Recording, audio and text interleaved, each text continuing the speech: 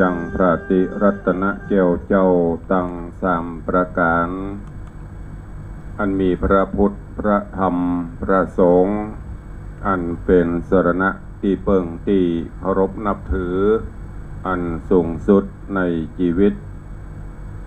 กราบคารวะแตบไตรไวสาปารมีธรรมพระมหาเถรานุเถระ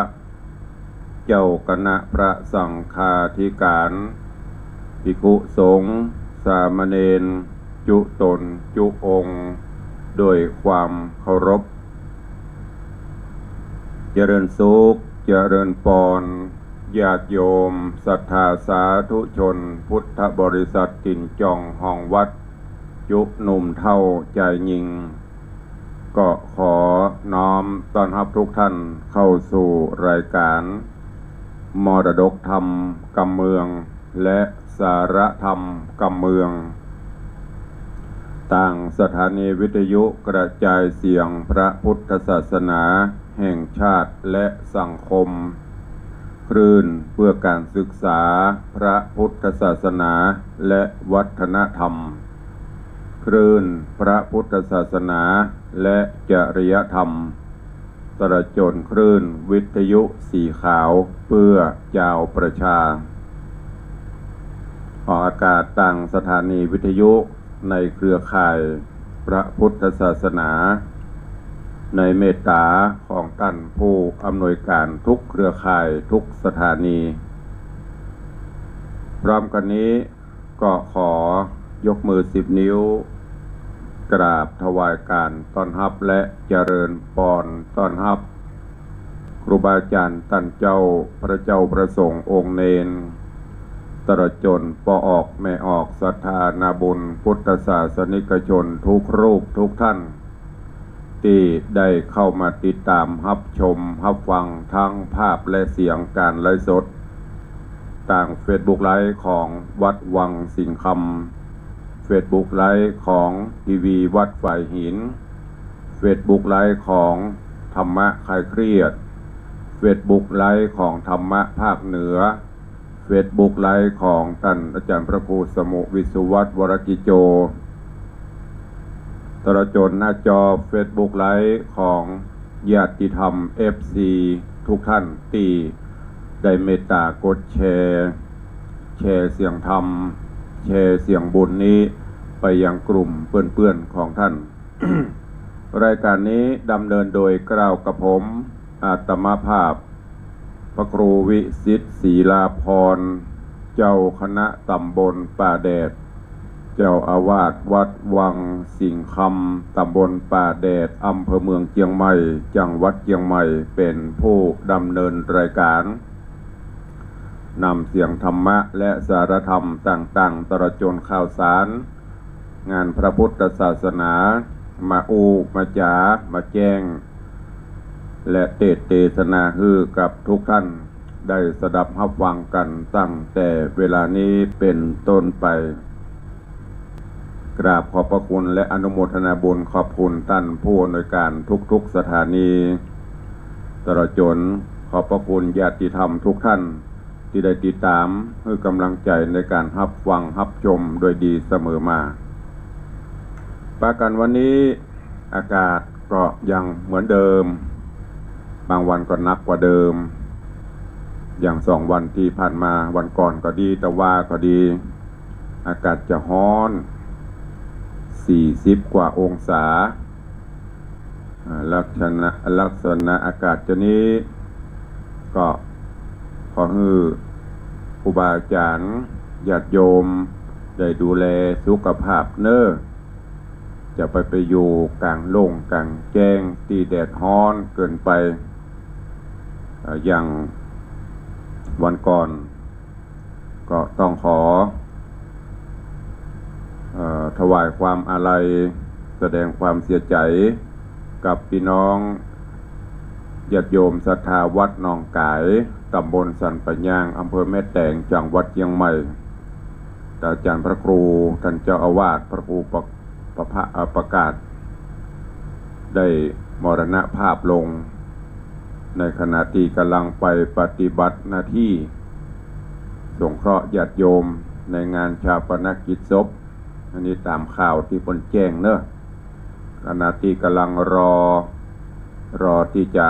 เป็นองค์พิจารณาผ้าบังสุกุลงานศพก็ปรากฏว่าเกิดหน้ามืดเป็นลมต่างเจ้าหน้าที่ตลอดจนญาติโยมที่อยู่ที่นั่นก็พยายามที่จะช่วยเหลือยื้อยุดชุด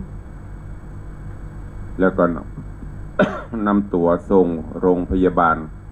สุดท้ายก็บ่สามารถที่จะช่วยชีวิตท่านได้ก็ถึงแก่มรณภาพลงหมอเพิ่นบอกว่าเป็นโรคลมแดดโรคฮิสโตกหมู่เนี่ยจึงเกิดขึ้นบ่อยในช่วงนี้ในช่วงที่อากาศร้อนๆเพราะนั้นก็ด้วยความเป็นห่วงเนอะคนเฒ่าคนแก่ครูบาอาจารย์ก็ดีโดยเฉพาะที่มีโรคประจำตัวก็พยายาม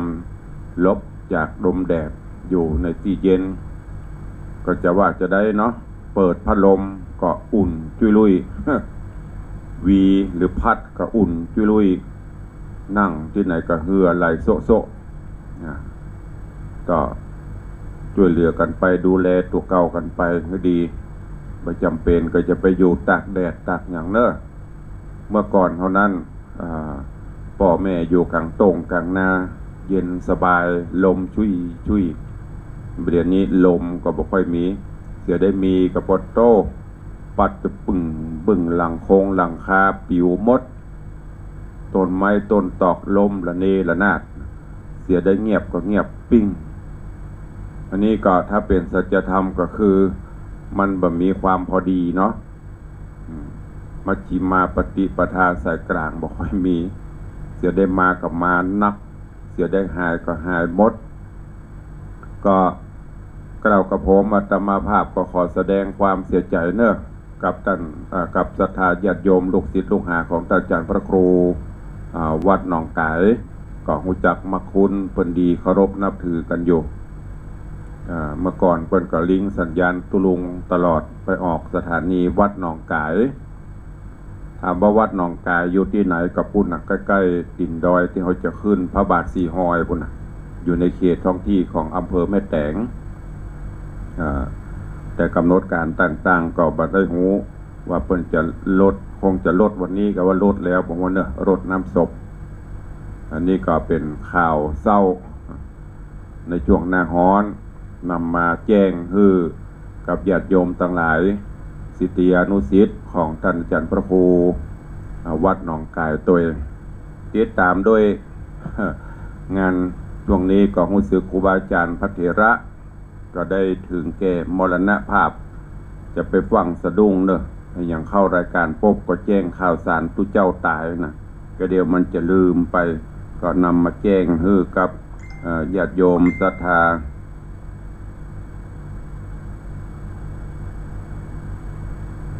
ไม่ใช่ค่ะเดี๋ยวเนอะขอสู่มาเถอะเนอะเดี๋ยวแจ้งข่าวผิดข้อมูลก็พอดีท่านอาจารย์นิสมพระนานิสมแจ้งมาเป็นพระลูกวัดกันก็เดี๋ยวขออนุญาตเช็คข่าวดีๆแห่งกรรมเนาะเดี๋ยวมันจะพลาดอันพระธรรมพระครูก็นึกว่าท่านเจ้าอาวาสท่านเป็นพระครูเดี๋ยวประนานขอเมตตาโทรเข้ามาร่วมรายการคำเนาะก่อนที่จะแจ้งข่าวเดี๋ยวมันจะพลาดขออนุญาตแจ้งเช็คข่าวเต้ๆกันพอดีของพระนานิสมเนี่ยเพิ่นจะข่าวไวกว่าตุลุงหน่อยของตุลุงหันในเฟซแต่ไม่ได้เช็คข่าวที่แน่นอนภัยกระแตพระนานฮัลโหลกับนมัสการครับครับเป็นวัดกับเราได้6 ภาษาอยู่ครับผมหันว่าพระครูก็นึกว่าอาจารย์พระครูก็เลยขอลงข่าวอย่างนั้นนะมันก็เช็คไปเป็นพระลูกวัดครับเอาข่าวบ่แน่นอนเนาะครับผมสรุปแล้วคือเป็นพระลูกวัดครับผมแต่การสะดุ้งเนาะโอ้ทำพระครูสรุปเนี้ยเป็นลูกวัดเนาะครับนมัสการครับแต่ตัวขอบคุณพระนานเนอร์สรุปก็คือข่าวเนี่ย บริเช็คต้องขอประทานอภัยตัวในข่าวพดแจ้งเจ้าอาวาสวัดหนองกายเฮาก็นึกว่าแม่นแต่ก็ไม่ได้โทรไปเช็คที่ปูนเป็นทางการต้องขอประทานอภัยกับทุกท่านได้รับแจ้งจากพระนานทิสมเตปินพระนานทิสมเจศรีซึ่งพระนานเปิ้นเป็นส่วนหนึ่งก็คือผู้สื่อข่าวได้เช็คข่าวเป็นพระลูกวัดก็จะได้ก็ตามก็ต้องขอแสดงความเสียใจตัวอันหนึ่งก็คือวัดควรข้าม้าวัดควรข้าม้าก็ท่านเจ้าอาวาสได้ถึงแก่มรณภาพลงเมื่อตะวาช่วงนี้ก็ข่าวเศร้าสลดใจตามที่เปิ้นตำนายสังฆเถระจะถึงแก่มรณะนักในปีนี้ก็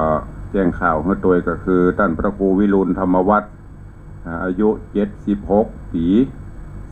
55 ภาษาเนอะเจ้าอาวาสวัดควรข้าม้า ตำบลศรีภูมิได้ถึงแก่มรณภาพลงโดยโรคมะเร็งลำไส้เสียชีวิตหรือว่ามรณภาพลงเมื่อวันที่23 ตะวาก็ที่วัดควรข้าม้าก็แจ้งข่าวเมื่อกับศิษยานุศิษย์ญาติโยมศรัทธาตัวก็คงจะเป็นการแจ้งข่าวในวันนี้นะข่าวเศร้าข่าวสังเวชนำมาแจ้งฮือกับญาติโยมต่างหลายตัวแล้วก็เดี๋ยวมันจะลืมเนาะข่าวแห่งอันนึงกับฝากมาจากท่านอาจารย์พระครูอภิวัฒนวิกรมท่านผู้อำนวยการสถานีวิทยุคลื่นสีขาวเพื่อเจ้าประชาขอนำเรียนครูบาอาจารย์และแจ้งฮือกับFC หรือว่าคณะญาติธรรมทุกคลื่นเพิ่นจะมีงานพิธีสู่มาคารวะสักเก้าดำหัวพระมหาเถระแล้วก็ส่งน้ำพระธาตุเจดีย์42 เมืองเด้อที่ดอยสะเก็ดที่ดอยแม่นางแก้วดอยสะเก็ดในวันที่26 27 เมษายนนี้ก็แจ้งฮือกับทุกท่านที่จะไปร่วมเนอะวันที่26ก็เตรียมงานมีการเที่ยวปัดกวาดเจิญจิตอาสาได้ไปช่วยกันทำความสะอาดซ่อมแซมอันไหนที่มันชำรุดตลอดจนต้นไม้ต้นตอกที่ปลูกไว้ในคราวก่อนอันไหนที่มันตายไปก็จะได้ปลูกทดแทนทำความสะอาดแล้วก็ในวันที่27วันที่27เริ่มพิธีตั้งแต่9:19 นาทีเป็นต้นไปก็จะมีการไหว้พระสมาทานศีลเจริญพระพุทธมนต์สมโภชน้ำเขามีส้มปล่อยแล้วก็สืบชะตาต้นน้ำแม่น้ำกวงแม่น้ำลาวจากนั้นก็จะเปิดโอกาสให้ญาติโยมศรัทธาที่ได้นำน้ำเขามีส้มปล่อยมาเอามาจุมาหอมมารวมเป็นหนึ่งเดียวเดี๋ยวเพิ่นจะได้ประกอบพิธีเจริญพระพุทธมนต์สมโภชแล้วก็เวลาประมาณ 11:19 นาทีถวายภัตตาหารเพลพระสงฆ์องค์เนรส่วนญาติโยมก็ถ้าจำพระครูเพิ่นบอกว่าห่อเข้าไปด้วยเนอะเข้าห่อสามัคคีเอาไปเตกินร่วมกันตะปูนก็อาจจะมีอาหารเสริมมีโฮงตาลเสริมห้องแต่กลัวมันบ่พอก็ห่อกันไปตัวมีน้ำพริกตาแดงมีแคบหมูมีจิ้นส้มมีอย่างก็ห่อกันไปเอาไปเตไปกินไปรวมกันที่ปุ้นหลังจากทุกอย่างเสร็จสิ้นแล้วเวลาประมาณ13:19 นาทีก็จะเริ่มประกอบพิธีสู่มาคารวะสาเก้าดำหัวโดยเฉพาะก็คือรูปเหมือน หลวงปู่เป็นเจ้าคุณพระเทพวิสุทธิคุณอดีตเจ้าคณะจังหวัดเชียงใหม่อดีตเจ้าอาวาสวัดบุพารามอดีตเจ้าคณะอำเภอดอยสะเก็ดตัวแล้วก็มีหลวงพระเดชพระคุณหลวงพ่อท่านเจ้าคุณพระสุนทรปริยัติวิกรมอดีตเจ้าคณะอำเภอเวียงป่าเป้าซึ่งพระมหาเถระทั้งสองรูปนี้เป็นผู้ที่เริ่มประดิษฐานพระธาตุเจ้าหรือว่าสร้างพระธาตุ42 เมือง นั่นก็ขอประกาศประชาสัมพันธ์ให้ญาติโยมศรัทธาสาธุชนเฮาท่านทั้งหลายเนอะได้รับทราบแล้วก็ร่วมกิจกรรมโดยทั่วกันต่อแห่งอันหนึ่งคือข่าวดีข่าวที่เป็นมังกระข่าวที่เป็นมงคลในตอนนี้พุทธมณฑลประจำจังหวัดเชียงใหม่คราวนี้ก็คงจะเกิดขึ้นคงจะสำเร็จเป็นที่เชิดหน้าชูตาของศรัทธาญาติโยมคณะสงฆ์ศรัทธาจังหวัดเชียงใหม่เฮาเนาะหลังจากที่สร้างจะไปสร้างที่หั่นกับแล้วสร้างนี่กับไปเสร็จโดยเหตุผลติดในราชการติดในตีดงตีดินต่างๆในตอนนี้ทางคณะสงฆ์จังหวัดเชียงใหม่โดยพระเดชพระคุณหลวงพ่อท่านเจ้าคุณพระเทพมังคลาจารย์หลวงพ่อเจ้าคณะจังหวัดเชียงใหม่ฝ่ายตั้งสงฆ์แล้วก็ตั้งฝ่ายราชการบ้านเมืองอันมีผู้ว่าราชการจังหวัดเชียงใหม่สำนักงานพระพุทธศาสนาจังหวัดเชียงใหม่กลุ่มพลังองค์กรต่างๆ ได้ขออนุญาตใช้ที่ดินของราชพัสดุที่อำเภอดอยหล่อจำนวนทั้งหมด190ให้2งาน29ตารางวา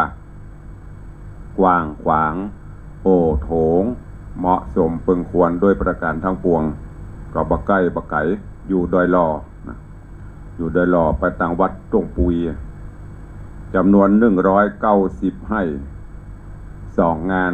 29ตารางวาตอนนี้ทางกรมธนรักษ์เปิดอนุญาตให้ใช้เป็นที่สร้างพุทธมณฑลเป็นที่เรียบร้อยได้รับหนังสือยืนยันอนุญาตให้ใช้แล้วเพื่อประโยชน์ต่างๆในด้านของทางพระพุทธศาสนาตลอดจนกิจกรรมต่างๆของทางราชการบ้านเมืองก็จะเป็นที่เชิดหน้าชูตาตะกี้ก็ได้ยินสปอร์ตโฆษณาของหลวงพ่อท่านพระครู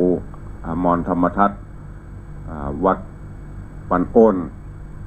หลวงพ่อได้เป็นเจ้าภาพในการก่อสร้างหอประชุม1หลัง6 ล้านกว่าบาทแล้วก็เขาจะต้องสร้างอย่างหลายๆอย่างเพื่อให้สมกับเป็นหน้าเป็นตาของจังหวัดเชียงใหม่เนอะก็เป็นข่าวดีอันนี้นำมาแจ้งให้ญาติโยมศรัทธาในเครือข่าย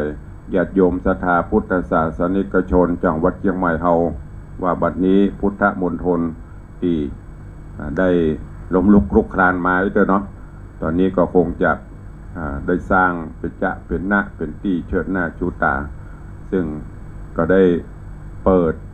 แผ่นดินไปแล้วโดยหลวงพ่อเจ้าคณะจังหวัดหลวงพ่อประเทศมังคลาจารย์และคณะสงฆ์โดยเฉพาะเป็นหลักก็คือดอยหล่อคณะสงฆ์อำเภอดอยหล่อในเจ้าคณะอำเภอรองอำเภอเป็นหลักในการดำเนินการเนอะก็นำมามาจ๋ามาแจ้งฮือกับญาติโยมศรัทธานาบุญได้รับทราบรับรู้ในวันนี้ปากันวันพุธเนาะปกติก็จะเตะทำเมืองประพัตตาลาเลี้ยงแม่แต่วันนี้ก็คงจะเป็นการแจ้งข่าวบรรยายธรรมจากันไปเพราะว่าได้ลิงก์สัญญาณไปต่างคลื่นสีขาวตัวเองถ้าเตะทำเมืองต่างคลื่นสีขาวก็ฟังบะจบฟังบะปฏิปต่อกันเป็นบอลลอนพรแผ่นมันบะต่อกันก็ทุกวันพุธก็จะเป็นทำก้อมพ่องแล้วก็เป็นบรรยายธรรมพ่อง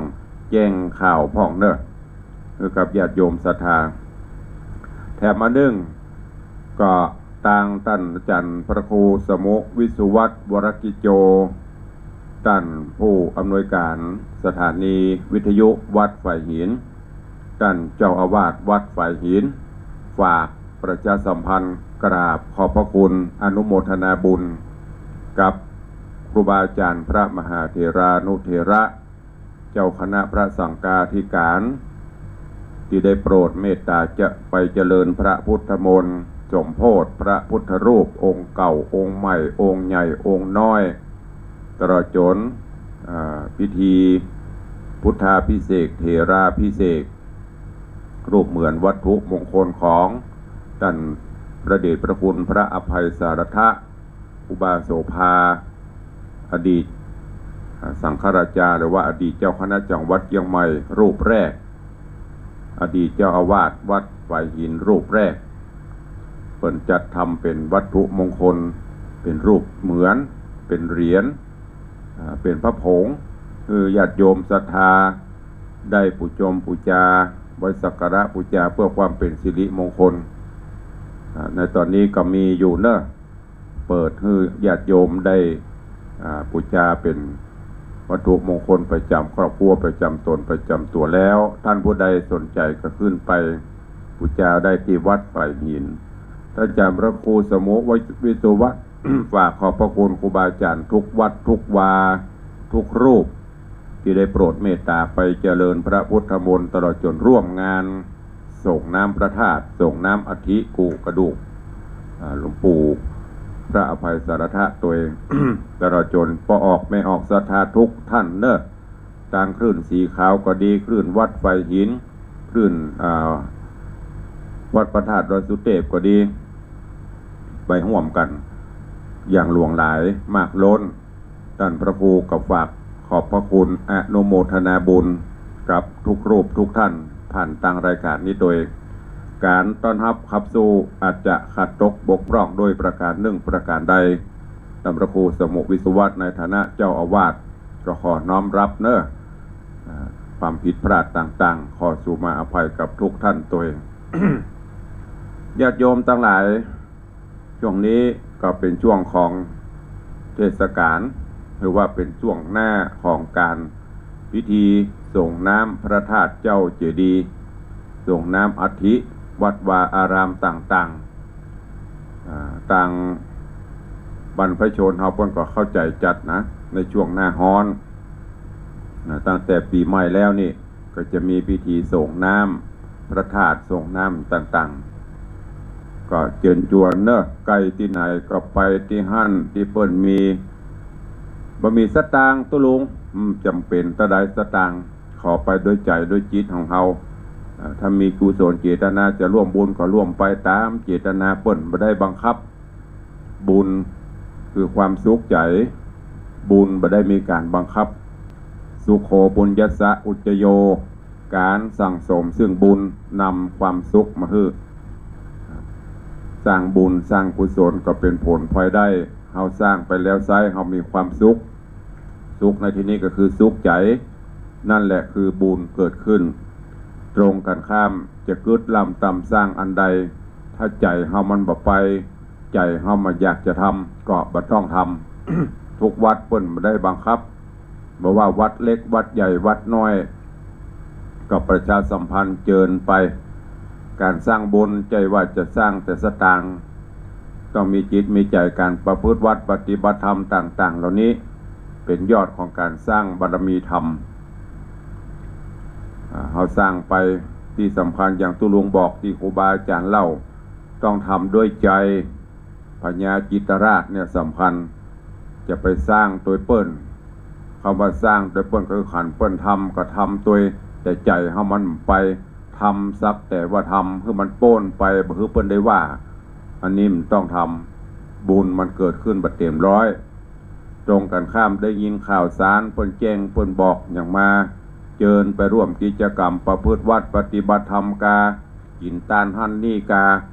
โอ้ได้ยินแล้วจิตใจอยากจะไปร่วมถึงเวลาก็ไปโดยใจอันซื่ออันบริสุทธิ์นั่นแหละบุญจะเกิดขึ้นตรงกันข้ามทำไปแล้วเดือดร้อนลูกหลานอย่างอีพ่ออีแม่นี่เฮามีสตางค์ก็เป็นหยังจะไปรบกวนละอ่อนเดี๋ยวก็จะมาเป็นผลเดียวว่าโอ้ตู้เจ้ามันนี่ไปจุไปหลอกคนเท่ามีกระบุญจะโดนแผลตู้เจ้าเห็นมั้ยเฮามีก็ทำไปมีนักก็ทำนักมีน้อยก็ทำน้อยกินไปตานไปสร้างบารมีทำไปถ้าเฮาทำไปแล้วเดือดร้อนลูกหลานบ่ชอบบ่ม่วนก็จะเป็นบาปเป็นกรรมกับเฮาตัวเองเพราะนั้นก็ฝากไว้แต่จะไปประมาท บุญกุศลผลบุญเหล่านี้ เมื่อเฮาสิ้นใจสิ้นลมจากโลกนี้ไปสิ่งเหล่านี้เราจะได้เปิ่งได้ปะได้ใจได้อาศัยใบบุญ เมื่อเรามีเวลามีความพร้อมก็ทำไปจะไปรออย่างที่บอกไปบางพ่องจับกินก็กลัวผานจะตานก็กลัวเสี่ยงเปิ่นทำบุญส่วนตานบางเตื้อโอ้โรยแต่ขี้จี้นะมูนี้กินบุญเก่าใจบุญเก่าแต่บัดสร้างบุญใหม่ที่ได้เกิดมาสุขสำราญบานใจมีให้มีนามีตามีตีที่ปอดที่แม่ได้สะสมไว้คือนี่คือบุญเก่าแต่บัดสร้างบุญใหม่ก็คือหวงอันนี้ก็ของกูเลี้ยงนกเขานักลำไปอันใดก็ของกรูนะสุดท้ายกำแจของเฮาสักอย่างกินไปตานไปที่เฮาได้มาสุขสบาย บางท่านนะบางท่านก็จะได้มาพบมาปะทรัพย์สินสดิ่งคานสมบัติที่ปอดที่แม่เปิ้นหิหาไว้ฮื้อเปิ้นก็บ่ได้เอาไปตัวนั่นน่ะบางพ่องพ่อแม่ก็จิแต่เนอจะกินก็บ่กินจะตานก็บ่ตานห่วงไว้ตายละไว้ลูกหลานตันเต้าขายจดหมด ขายบ่เดียวก็ลองพอแต่ละบ้านละจองกะอันนี้เป็นสิ่งที่เฮาหัน พ่อแม่นี่ห่วงมาขายลูกเต้าขายหมดเป็นกับบ้านจัดสรรบ่เดียวลองพอมันถ้าไปพ่อไหนพ่อตำปลาแดดนี่เมื่อก่อนเนี่ยโอ้ลมสบายเย็นอันนี้ก็เป็นเหตุหนึ่งนะที่มันร้อนพอต้นไม้ต้นตอกมีเป็นบ้านจัดสรรกันไปหมดลูกหลานตันเต้าขายกันหมดเมื่อพ่อเมื่อแม่มีนี่ห่วงอยู่อันเนี้ยฝากไว้กับญาติโยมทั้งหลายบุญเก่ามีเอาก็สร้างบุญใหม่เสริมเติมเพิ่มไปเหมือนดังที่สมมุติเนาะยกตัวอย่างหันสมมุติว่าพ่อแม่ฝากสตางค์ไว้มานักมาหนาคนล้านนี่ต่อ1 ล้านบาทตายละสตางค์1 ล้านบาทลูกเต้าถ้าบอกฝากเพิ่มเติมก็เดี๋ยวก็เบิกกำหมื่นกำพันกำแสนหมู่สุดท้ายมันหมดแล้วอย่าไปเบิกอะไรยังกระเป๋าสตางค์มีกับบัตร ATM กับสมุดแต่ในสตางค์ในธนาคารบ่มีจะไปเบิกจะได้เหมือนเดียวกันกับบุญนั่นแหละถ้าเฮาฝากพ่องมันมีกระจอยเอามาพ่องถ้ามันมีก็เอาไปฝากเพิ่มเติมเหียเนี่ยมันก็จะบ่สูญหายไปบุญเก่าสตางค์เก่าก็มีอยู่สตางค์ใหม่ก็เติมเข้าไปพ่องมันก็จะช่วยพยุงกันไปแต่นี่ไปเบิกอมติกบ่เติมมันก็เหมือนอย่างเฮากินบุญเก่าแต่เฮาบ่สร้างบุญใหม่นี่นะอันนี้เปรียบหันนะเบิกบุญกินบุญเก่าที่สุขสบายแต่บ่สร้างวัดก็บ่เข้าพระเจ้าก็ไว้บ่กินบ่ตานเพิ่นบอกทำบุญส่วนตานเอาหูไปนาเอาตาไปห้อยให้บ่สนปุ้นจะไปนึกถึงวัดถึงบาถึงพระเจ้าพระสงฆ์ยามเที่ยมันบ่ไหวละมันเซิงไปละสุขภาพร่างกายบ่เอื้อละ โอ้เจนจะได้ยินอย่างบ้านเฮาเมืองเฮาโคนใกล้จะตายพุ่นน่ะนิมนต์ตุลงนิมนต์ไปเตะธรรมคืออีป่อฟังคืออีแม่ฟังครับลูกเตื้อเปิ้นค่อยฟังธรรมมันเป็นจะด้อยนอนแตบแซบหาตุลงเข้ากับกินละกินก็กินบรรนักละค่อยฟังธรรมคือเปิ้น อันเนี้ยลองกึดพอเป็นคนสุขภาพจิตดีใจดีกินได้ไปได้แต่ไม่รับแต่พอใกล้จะไปเลยแหงจะไปแหลมไปแหล่จะไปเตะถามว่าพิษกับมันพิษนะ มันพิษเนี่ยสักอย่างแต่ว่าประโยชนะอย่างดีที่ได้ฟังธรรมก่อนที่จะสิ้นอีกเถอะแต่ถ้าฟังก่อนนั้นสุขภาพก็จะดีฟังแล้วก็นำไปปฏิบัติตัวอันนี้แหละญาติโยมทั้งหลายที่เฮาหันปัจจุบันเนี่ยขอคือใจธรรมะหลักธรรมคำสอนในทางพระพุทธศาสนาเนอะ มีสติมีสัมปชัญญะมีศีลมีธรรมหมั่นประพฤติวัดปฏิบัติธรรมพ่องจะรับจะนอนกลางค่ำกลางคืนนึกถึงคุณพ่อคุณแม่คุณพระคุณเจ้าไหว้พระนบธรรมก่อนหัวจะตกหมอนนึกถึงคุณพระพุทธพระธรรมพระสงฆ์เป็นสรณะที่เปิ้งไหว้พระนบธรรมเหี่ยพ่องอย่างในธรรมที่ตุลุงจะเกตบางวันนอนบางคนเนี่ยนอนประห่มผ้าแล้วเตี่ยมาตานาเข้าสนทนาธรรมตุลุงจังถามละอ่อนสู่นอนถึงวันสู่ห่มผ้าก่อนห่มกับตุลุงเปิดแอร์เหรอห่มผ้ารับสบายบ่ได้หมายถึงห่มผ้าห่มผ้านวมผ้าตวบห่มผ้าในที่นี้ก็คือไหว้พระนบธรรมจะไปที่หั่นที่นี่ไปนอนหั่นนอนนี่ก็ก่อนนอนไหว้พระสวดมนต์บางพ่องนี้เท่าก็มันก็จะดีปีกไอ้เตอะเท่าป่วยได้ว่าก็ว่ามันสุดๆเท่าพอจะดีตายไหว้พระก็ไปจ้างอย่างที่ในธรรมพูดว่าเหมือนกันไหว้พระกำเป็นเกณฑ์ขันกำจ้างอรหังสัมมาก็ว่าบ่ได้ตัวนะ อันเนี้ยน่าคิดนะชาวพุทธมันไปเกี่ยวกับไหว้พระสวดมนต์ตุลุงเกี่ยวไผว่าบ่เกี่ยวอย่างน้อยก็ทำให้จิตใจเฮาคลายร้อนเบิกบานลองไปเนอะฝากไว้ลองไปปฏิบัติไผที่นอนบันลับจิตใจห่อเหี่ยวกระวนกระวายบางเตื้อก็ธุรกิจต่างๆนานาบัดสำเร็จลองปฏิบัติศีลปฏิบัติธรรมพอมีสติกำกับตัวก่อนนอนก็ไหว้พระตื่นเช้ามาทำกิจธุระส่วนตัวแล้วก็ไหว้พระตั้งสติตั้งจิตเหมือนอย่างเฮาจะออกรถตั้งหลายลองขึ้นพอรถเวลาจะไปถึงวันเนี่ยก่อนจะออกรถออกรางเพื่อก็อุ่นเครื่องก็ลอกใจจะโลกคือสตาร์ทถึง ก็เดี๋ยวก็หม้อน้ำกับพอน้ำมันเครื่องก็ไปดูขี่ไปก็รู้กลางทางเหมือนเดียวกันเราลองปฏิบัติพอเนอะไม่ลองไม่รู้นะรู้ได้เฉพาะตัวศาสนาพุทธเขาจะเพิ่นสอนหูได้ไผปฏิบัติกับคนนั้นได้ตื่นเช้ามาอาบน้ำอาบท่าเสร็จไหว้พระห้องพระบ่มีตุลุงประจำเป็นอยู่ที่จิตที่ใจเขานี่ไหว้บนที่นอนก็ได้ไหว้ห้องรับแขกก็ได้นั่งสมาธิสัก3 นาที5 นาทีนั่งนี่อย่างตุลุงนั่งแล้วก็กึดตะวาไข่ครัวตะวาเนี่ยนั้นอย่างนี้นึกพอดีพอมันพลาดที่ไหนมันพลาดตัดหั่นกาวันนี้ก็ไปอุดไปต่อไปเสริมเนี่ยเพื่อมันพลาดเติมมันดีเข้าไป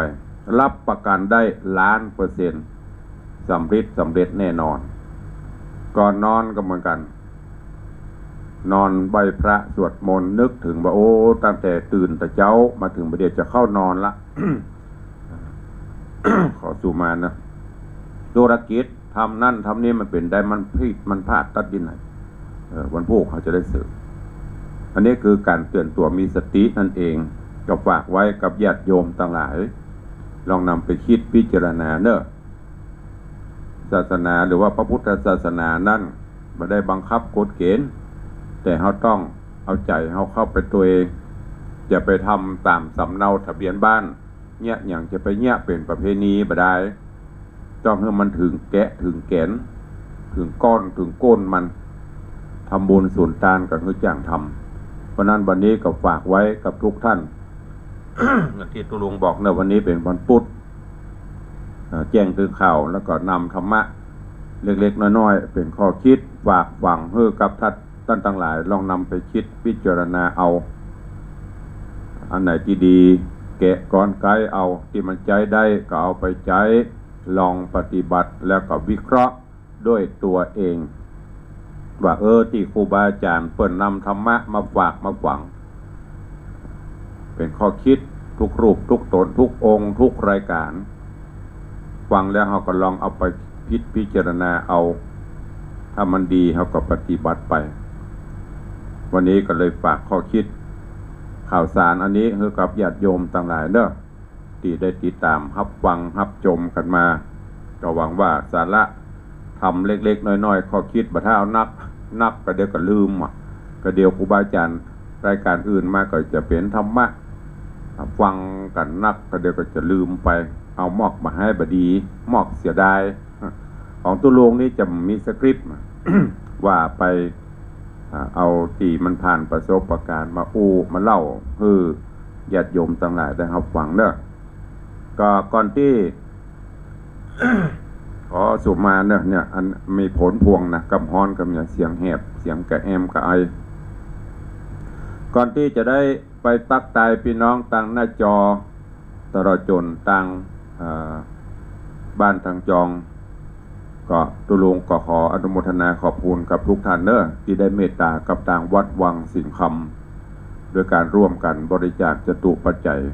ตอนนี้ตุลุงลือเตกำเมืองห้องเตกำไทยหรือ กุฏิสงฆ์ของวัดหลังเดิมที่ได้สร้าง40 กว่าปีได้รื้อถอนเป็นที่เรียบร้อยปรับพื้นดินเพื่อเตรียมพร้อมในการที่จะดำเนินการก่อสร้างกุฏิหลังใหม่ขึ้นการนี้ก็ได้ดำริเชิญชวนญาติโยมศรัทธาเนอะร่วมกันคนละเล็กคนละน้อยตามกำลังศรัทธาตุลุงได้ตั้งเชิญชวนญาติโยมร่วมถวายทานต้นเงินที่เขาจะถวายทานกันในวันวางศิลาฤกษ์สร้างกุฏิก็คงจะเป็นในช่วงของมิถุนาที่จะได้ประกอบพิธีวางศิลาฤกษ์ก่อสร้างท่านผู้ใดมีกุศลและเจตนาเพิ่นแปลงกุฏิสงฆ์โฮงหลวง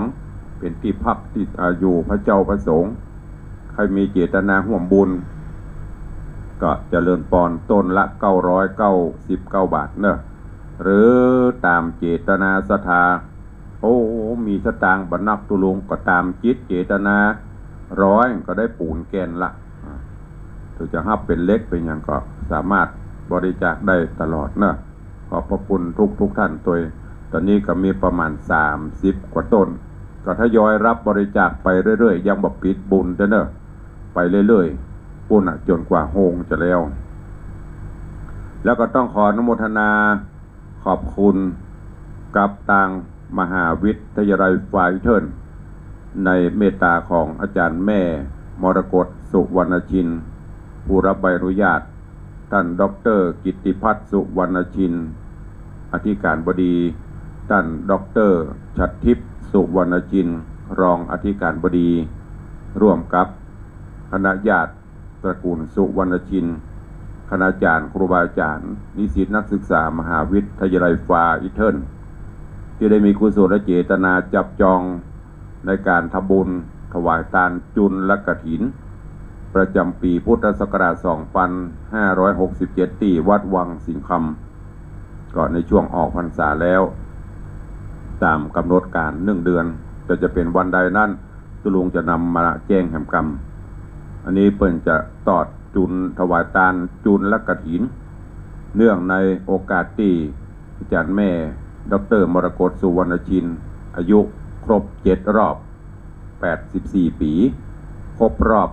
25 ปีการก่อตั้งมหาวิทยาลัยฝ่ายเทินเปิ้นก็ดำริจะสร้างมหาบุญกุศลในการตอดจุลกฐินที่วัดวังสิงห์คำก็รวดโอกาสเชิญชวนญาติโยมศรัทธาด้วยเนอะอันนี้เป็นข่าวบุญกุศลปิดท้ายต่อไปก็จะได้ไปตักไปตายต่างบ้านต่างจองเนาะ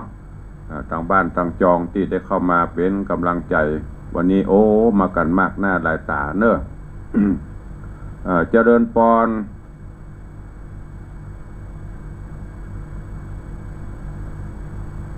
คุณโยมสมคิดกะแม่นนะก็ว่าอย่างภาษาอังกฤษตุลุงต้องขอสู่มาอภัยเนอะลัดไปเลยถูกพ้องบ่ถูกพ้องยกเว้นที่ตักเจืออ่านว่าจะได้ เอาไปว่าเจริญพรต้อนรับเนอะ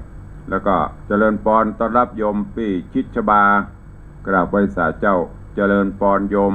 ต้อนรับโยมพี่หมอมัฒนามพันธ์กราบไหว้สาเจ้าพี่หมอเริ่มตั้งต้นแล้วเนอะไปจนก็เดียวกันกะฟังอูดแล้วกะวันนี้อย่ามาหม้อเดี๋ยวขออนุญาตตัก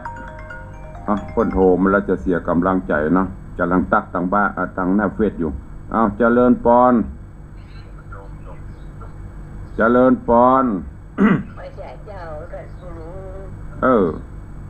จากที่ไหนอยู่อำเภอลีเจ้าอำเภอลีว่าจะดอยว่าจะอยู่บ้านบวกมีอย่างก็แม่มีอย่างก็เจ้า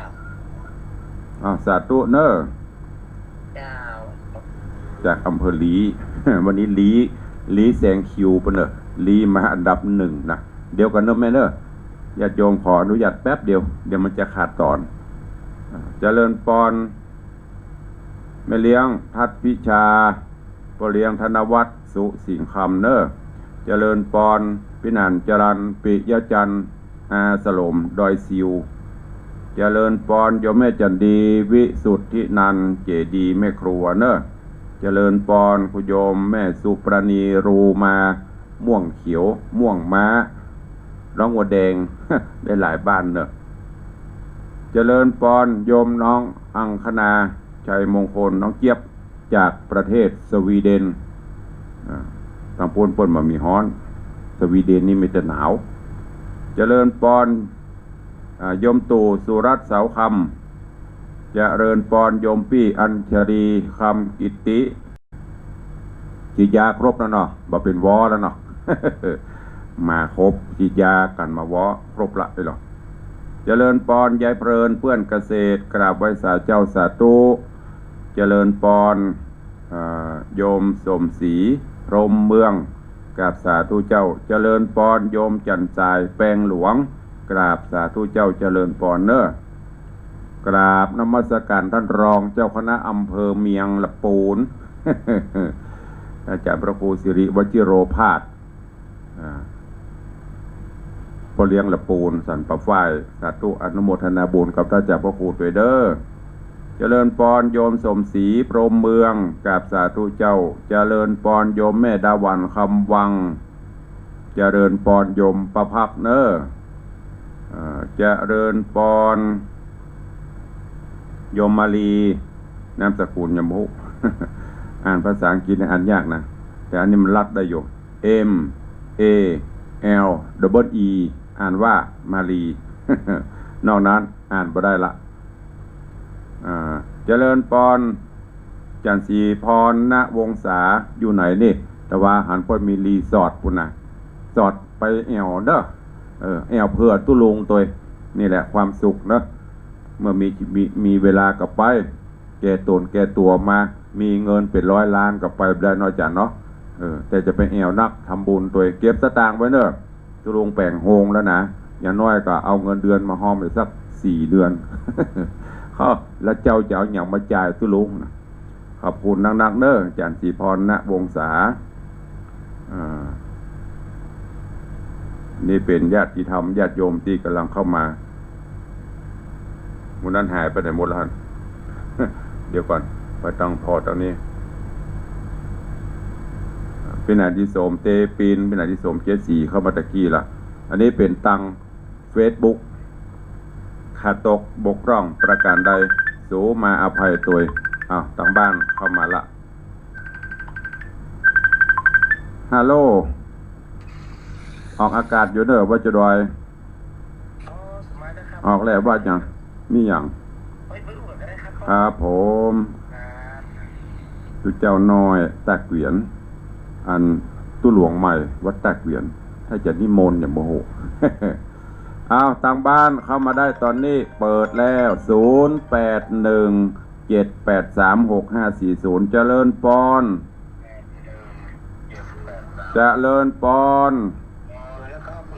เมืองแก่น มาละสาธุเด้อเจริญปอนแม่ขวัญเมืองโอ้หลุดไปละแม่เข้ามาใหม่เด้อจะแม่ขวัญเมืองแห่ล้อมไม่ได้อู้เมินละเข้ามาใหม่เด้อแม่หลุดไปละ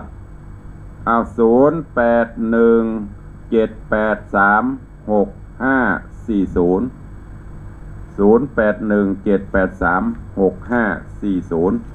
ครจะอู้จะเอ่ยจะกล้ากับตุลุงคำมันเนอร์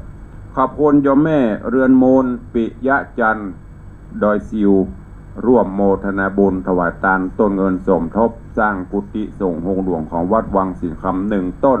1,000 บาทขอบคุณโยมแม่เพ็ญศรีสิงหเนตรร่วมทำบุญต้นเงินสมทบสร้างกุฏิส่งโฮงหลวง2 ต้น 2,000 บาทเนอะอนุโมทนาบุญขอบคุณตัวเข้ามาเลยเปิดแล้ว0817836540ตะกี้กำลังนี้อุ้ยจากหลีเข้ามาก่อนตอนนี้เปิดละเจริญปอนเจ้าจากไหนจากลำปางแม่ปาวลีสวนนะเจ้าแม่อย่างก็แม่ปาวลีปาวรีปาวรีจากลำปางหนาเนาะลำปางหนาวก็หนาวเจ้าพ่อนเจ้านึกว่าหนาวอีก สาธุนะแม่เนอเจ้าแม่จะจองเสาเจ้าจองเสาเจ้าแม่จะติดต่อพระสมชาติเนาะโหเป็นลุงนาพ่อใหญ่เจ้าอันอย่างติดต่อที่จางสมชาติเจ้าก็ใกล้จะโอนเงินเข้าปีแม่ปีพระสมชาติก็เดือนมิถุนาเจ้าหรือว่าจะแม่มาตรงนี้จะได้เอาจะได้ก็เดี๋ยวก็โอนเข้าบัญชีของวัดเนี่ยกับแม่เดี๋ยวหลังไม้ก็ได้เนอะเดี๋ยวตุลงจะจดเดี๋ยวถ้าเขียนรายการแม่โทรแจ้งเข้ากรรมจะได้จดชื่อจดอย่างเนอะสาธุเนอะอนุโมทนาจากลำปางหนาใครจะอู้ตัวตุลุงเหลือเวลาแถมประมาณ 2-3 นาทีเข้ามาเนอะ0817836540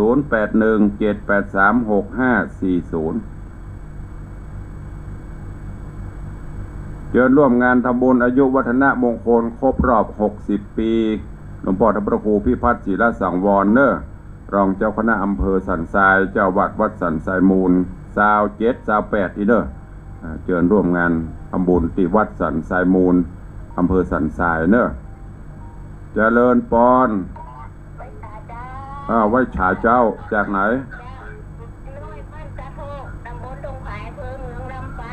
โอ้วันนี้พี่น้องลำปางบุกเฮ้ยสาธุเนอะสัญญาณชัดดีก่อหนาวก่อบ่พอหนาวนี่หมกหาทำบุญอย่างก็นี่แม่รีวิทยุตัวกะ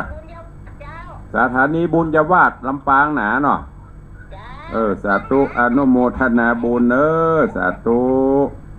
เจริญปอนแม่ปราณีสาธุวันนี้30จะขึ้นไปบนดอยไปเตอะม่วนดีเตียวขึ้นเนอะเตียวขึ้นเนอะอนุโมทนาสาธุใครจะอู้ตัวแหม1 นาทีสุดท้ายโอ้วันนี้พี่น้องลำปางบุกในวังเฮ้ยเจริญปอนมาแล้วจันคำมาปิดท้ายแล้วเนาะว่าฉาเจ้านี่นะต้องถามพระบ่ไผ่ว่าจะได้จันคำเดี๋ยวว่าเจ้าแล้วโทรมาอย่างว่าสักอย่าง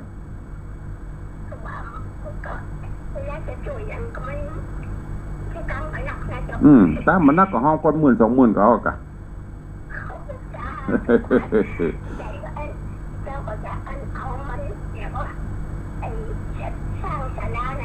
สร้างโฮงไม่ใช่ศาลา